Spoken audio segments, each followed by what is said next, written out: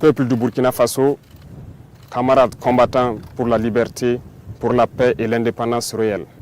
C'est un plaisir pour moi et un honneur de m'adresser à vous en ce jour mémorable, marquant donc le 63e anniversaire de la proclamation de l'indépendance de notre chère patrie, le Burkina Faso.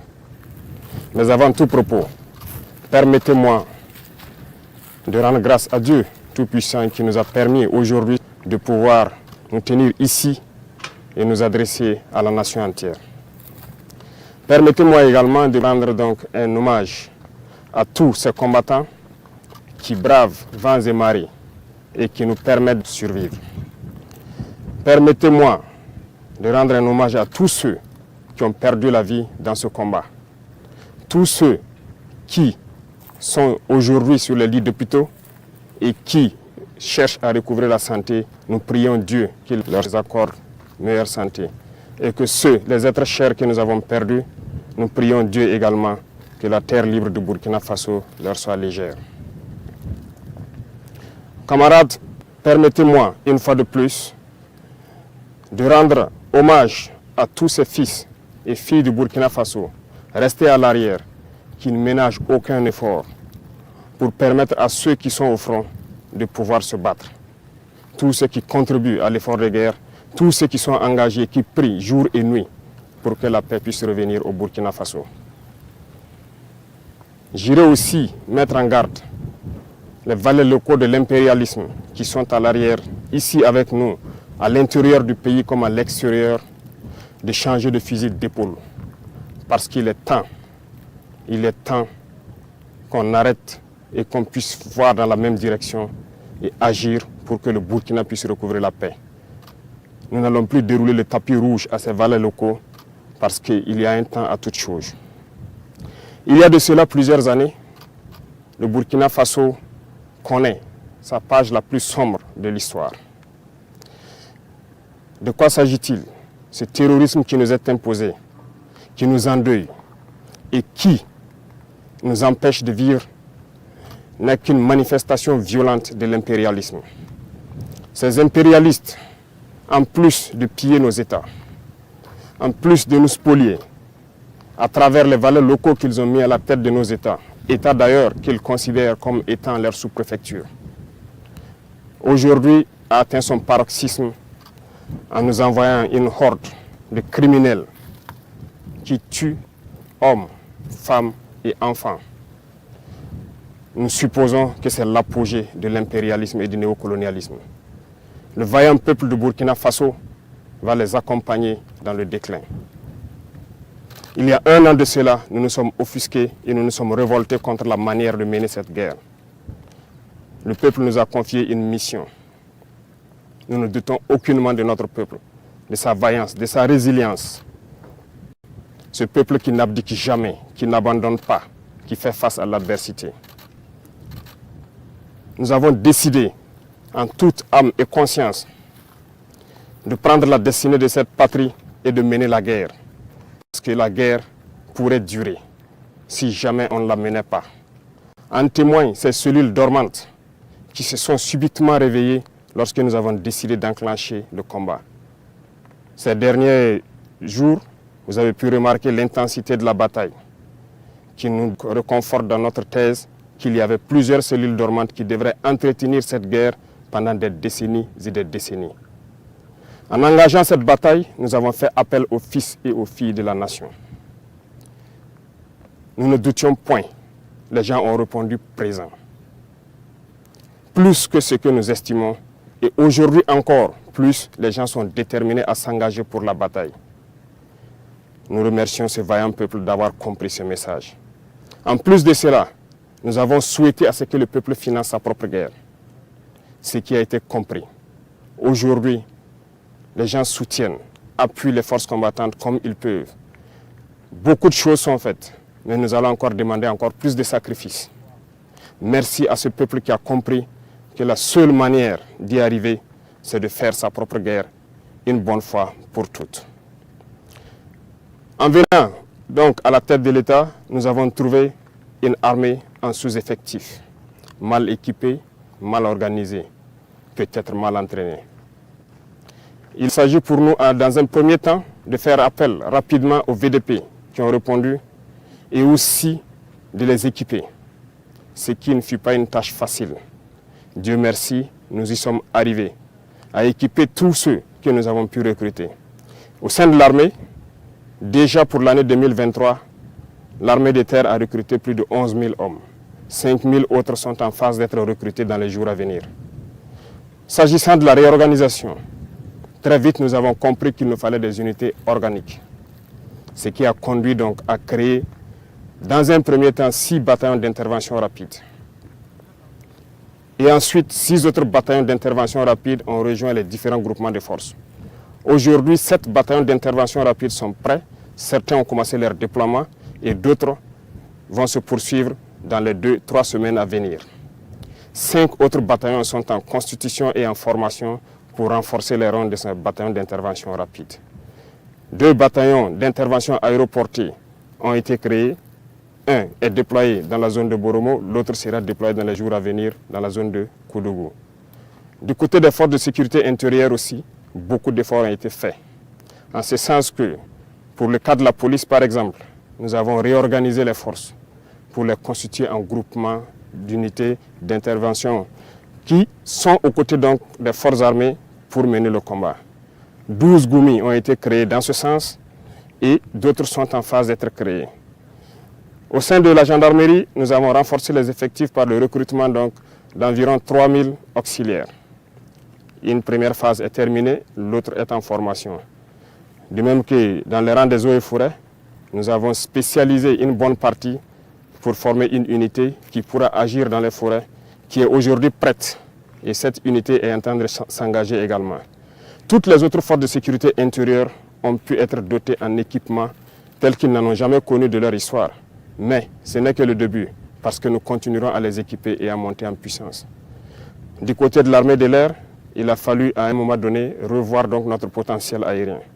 Aujourd'hui, nous pouvons dire fièrement que le Burkina Faso est doté d'appareils de dernière génération qui nous permettent de scruter donc notre territoire à partir des cieux, ce qui nous permet d'engranger un certain nombre de résultats.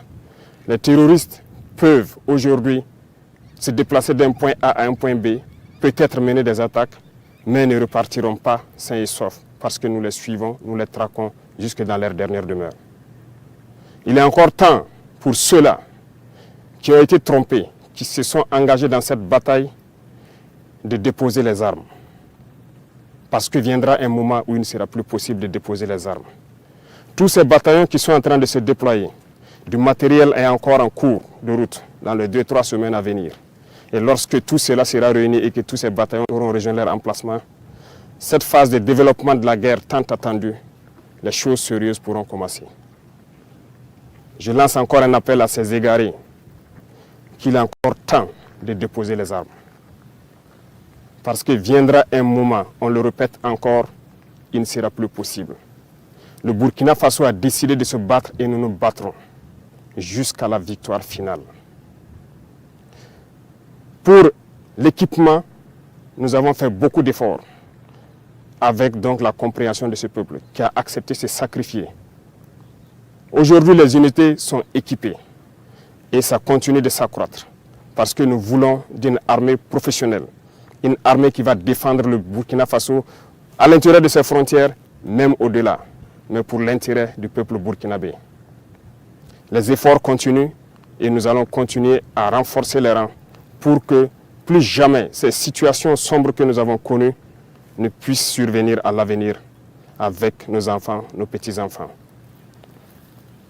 Pour accompagner tout cela, il a fallu aussi, du côté de la santé, augmenter donc la capacité de nos plateaux techniques des différents hôpitaux et de certains CMA qui appuient les forces de défense et de sécurité lorsqu'il y a des évacuations de blessés. Ça nous a permis d'acquérir un certain nombre d'appareillages et aussi l'ambition pour nous, c'est de construire des hôpitaux modernes pour permettre à nos infirmiers, à nos médecins d'exprimer tout leur potentiel. Ce processus est en cours, ce qui nous a permis de pouvoir contracter donc l'hôpital de Gawa et c'est ce modèle d'hôpital que nous voulons dans chaque région et qu'on puisse permettre à nos vaillants soignants d'exprimer tout leur potentiel, tout leur savoir. Aussi dans ce volet de santé, cette épidémie de la dengue. Épidémie de la dengue qui a fait beaucoup de victimes dans nos rangs. Beaucoup ont perdu des êtres chers. Toutes nos condoléances aux familles qui ont été touchées par cette épidémie. Mais cela nous rappelle quelque chose. Nous devons revoir notre plan de salubrité et d'assainissement. Ce qui a été lancé il y a quelques jours de cela, l'initiative présidentielle pour le développement communautaire, prendra en compte ce volet. Et j'invite donc toutes les populations à se mobiliser pour que nous puissions assainir notre milieu. Dans le domaine de l'agriculture, nous avons décidé de nous fixer une mission d'atteindre l'autosuffisance alimentaire. En 2024, c'est un défi. Pour 2023, nous avons lancé l'initiative présidentielle donc, pour l'autosuffisance alimentaire et la souveraineté alimentaire. Il s'agit pour nous d'emblaver un certain nombre de superficies, de donner des intrants à des producteurs, des semences améliorées produites donc par nos chercheurs sur place. Ce qui, aujourd'hui, on peut dire est une satisfaction parce que les résultats sont au-delà de ce que nous avions espéré. Ce qui témoigne encore que nous avons de bonnes terres, nous avons de braves hommes qui savent donc travailler la terre et nourrir les Burkinabés. Ça nous encourage à lancer un autre défi pour 2024.